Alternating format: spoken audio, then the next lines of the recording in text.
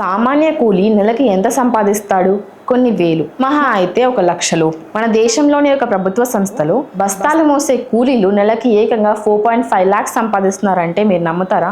ఇదేదో పుకారు కాదు, సాక్షాత్తు సుప్రీంకోర్టులోనే చర్చకు వచ్చిన విషయం. ఫుడ్ కార్పొరేషన్ ఆఫ్ ఇండియా FCIలో జరుగుతున్న ఈ వింత పొగడల వల్ల మన పన్నుల సొమ్ము ఎలా దుర్వినియోగం అవుతుందో తెలిస్తే ఆశ్చర్యపోతారు.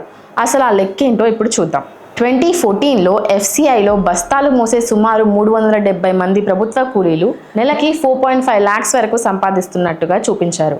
ఆ సంస్థలో ప్రైవేటీకరణను వ్యతిరేకిస్తూ యూనియన్ కేసు వేసినప్పుడు ఈ విషయాలు బయటపడ్డాయి. అప్పటి సుప్రీంకోర్టు ప్రధాన న్యాయమూర్తి జస్టిస్ ఠాకూర్ గారు ఈ జీతాలను చూసి అవాక్కయ్యారు. భారత రాష్ట్రపతి జీతం కన్నా బస్తాలు మోసే కూలీ సంపాదన ఎక్కువ ఉండడం ఏంటి అని ఆయన ముక్కు మీద వేలేసుకున్నారు. FCIలో ఉన్న ఈ జీతాల వ్యత్యాసాన్ని గమనిస్తే ప్రభుత్వ నిర్వహణలోని లోపాలు స్పష్టంగా కనిపిస్తాయి. 10 ఏళ్ల క్రితం ఈ సంస్థలో ఉన్న 16,000 మంది ప్రభుత్వ కూలీలకు సగటు జీతం 80,000గా ఉండేది. అదే పనిని ఒక ప్రైవేట్ కూలీ ద్వారా చేయిస్తే నెలకి కేవలం 10,000 ఖర్చు అవుతుంది. అంటే ఒక ప్రైవేట్ ఉద్యోగి కన్నా ప్రభుత్వ ఉద్యోగికి ప్రభుత్వం 8 ఇంతలు ఎక్కువ వేతనం చెల్లిస్తోంది. ప్రజలు కష్టపడి కట్టిన ఈ పన్నుల సొమ్మును ఇలా వృధా చేయడంలో మన ప్రభుత్వాలు ఎప్పుడూ ముందంచలో ఉంటాయి.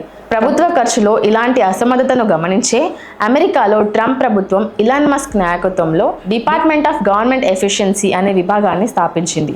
ఈ విభాగం అనవసరమైన ప్రభుత్వ ఉద్యోగులకు, వృధా ఖర్చులకు ఎడాపెడా కోతలు పెడుతోంది. ప్రభుత్వ జోక్యం తక్కువగా ఉండి పన్నులు మితంగా ఉన్న సమాజాలు మాత్రమే గొప్ప ఆర్థిక ప్రగతిని సాధిస్తాయి.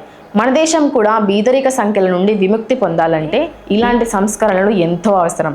ప్రభుత్వ సంస్థలు సమర్థవంతంగా పనిచేయకపోతే నష్టపోయేది సామాన్య పౌరుడే. FCIలో కూలీలకు లక్షల జీతాలు ఇవ్వడం వల్ల ఆ భారం అంతా ధరల రూపంలో మళ్ళీ మన మీదే పడుతోంది.